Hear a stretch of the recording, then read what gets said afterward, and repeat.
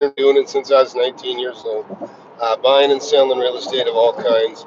Started with commercial properties and have done everything you can just about imagine. A few things I haven't done. But I was going to talk to you a little bit today about lenders. A lot of people are intimidated by their banks or banking, or because you don't borrow money that often if you're just the average kind of person. But if you're an investor, you find yourself borrowing money really quite often. And I'm kind of reminded today, or actually over the last week or so, uh, a lot of times, pretty much everything that a bank does for you, you get a good relationship with a personal banker, and but they get constrained by the bank itself. And I've got a banker that's a good friend of mine, and hey, glad you're here. And she's loaned me maybe, I don't know, $10 million over the years, and she changed banks. She's changed banks a few times, and this last time, um, the bank, she wasn't able to do for me like she normally could, and I was just getting a line of credit against one of my properties. It's kind of a common thing. I keep myself pretty cash poor, because I'm like an obsessive compulsive investor. I invest always. And anyways, she had got me a loan. I wanted a revolving credit line for about $2 million, and the asset was more than enough to, equity. I mean, I own the property outright on this particular building, and I said, I just want to get 2 million liquid out of this asset. And she said, okay, yeah, no problem. But she goes in, and then it's like, well, the bank says they want to do, and of course, in fairness, we had the pandemic and stuff. The banks were a little nervous, but I haven't been hurt at all. I haven't been hurt at all. I have some tenants that got hurt, and I hunkered down and took a little bit of a hit with them to help them through it. But I haven't lost one tenant. I've had a couple of my tenants expand since then, and so, anyways, the bank was getting a little more tighter, more conservative, and I said, well, I'm not liking what I'm hearing. I'm not getting the money that I want, and I told her, I said, I'm not really getting the respect that I normally get because the bank's not giving you the respect. And I said, it's trickling down.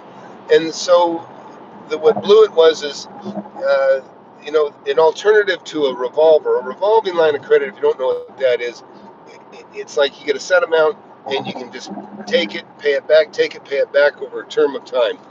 Very handy to have as an investor. Well, they said, well, we'd really be more comfortable doing a drawdown. And she's there to bring business to them, and that's why she's working for a new bank. And so she said, man, they're really pushing back. They want to do 1 year. I don't want a 1 year revolver. So they, well, how about a drawdown? If you don't know what a drawdown note is, drawdown note's great. Drawdown note is very similar, but you're taking a note, you draw it down. You don't, if you pay back, you never get to pull it back out. It doesn't revolve. In other words, it's not revolving. It's like a loan. They give you a checkbook. You're not paying any interest on it. That's where it's similar to a line of credit. But the difference is that as you draw down the note, you don't get to put it back, and that's of no use to me right now. I've done drawdown notes before. I've paid one time. I put $1.2 million down on a property that I paid $1.3 million for, and the same day I had $1.50 million drawdown note, and I bought 2 or 3 more buildings with that money. Well, so in this case though, uh, all of a sudden they said, okay, we'll give you the drawdown. I said, okay, well, I'll deal with that. Well, then they backpedaled to, we'll give you the money, but we want to fund it all. I don't need the money. I don't need the money. I don't need it today. And so I said, that's it. I'm shopping. So I shopped, found another bank, and they're like, oh man, no problem. And got a better deal, and got exactly what I wanted and got more money. And so I'm happy with that. And so I told her, I said, hey, look, I'm sorry. It's nothing personal. Of course, it's the bank, not you. So then I said, but I'm going to give you another one. I bought another building. I said, you can have this one. So I gave her another building to do. Well, a bank will sometimes ask for an environmental. Okay, an environmental is where they want to do a search and check and see if there's, asbestos and this and that. And that's kind of a normal thing. There's a lot more of that going on in the late 80s. I dealt with, not so much anymore. But so I go, okay, great. So we get that going. And then, I didn't like paying half a point. Half a point on the money bothered me a little bit, but that's all right. Well, then they want an environmental. Well, an environmental report is anywhere from $8,000 to $16,000 for not a phase one, a phase two. Phase two is more comprehensive. And I'm like, are you kidding? Waive that. We don't need it. And the concern is that, there was, something, a business that was in there 20 something years ago. And I said, well, it didn't matter to the bank before. And so I said, you know what? Okay. I said, but let's just move the banking procedure a little further along. Well, so I went and talked to, I said, I want to know who carried the money on this building that I'm buying. I said, I'm going to go talk to whoever financed it for them. And so I got the name of the bank that currently is financed from the seller. And I got to talking to them. We hit it off great. And no phase two, that saves $8,000. No, no half point origination fee, that saves $11,000. So just by shopping the bank, I saved almost $18,000.